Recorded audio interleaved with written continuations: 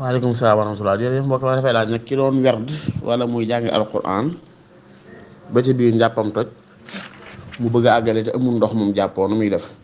bu fekkee dafa doon werd mën naa continuer bu fekkee doon jàng alquran te ci maanaam da ko doon tari